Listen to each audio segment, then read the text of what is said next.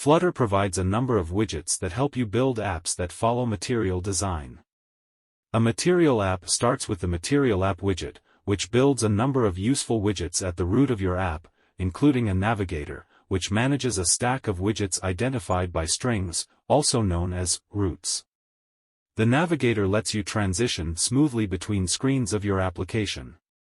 Using the Material app widget is entirely optional but a good. Now that the code has switched from MyAppBar and MyScaffold to the AppBar and Scaffold widgets, and from Material.Dart, the app is starting to look a bit more material.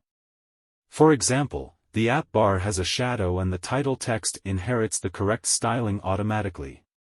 A floating action button is also added. Notice that widgets are passed as arguments to other widgets. The Scaffold widget takes a number of different widgets as named arguments, each of which are placed in the scaffold layout in the appropriate place. Similarly, the AppBar widget lets you pass in widgets for the leading widget, and the actions of the title widget. This pattern recurs throughout the framework and is something you might consider when designing your own widgets.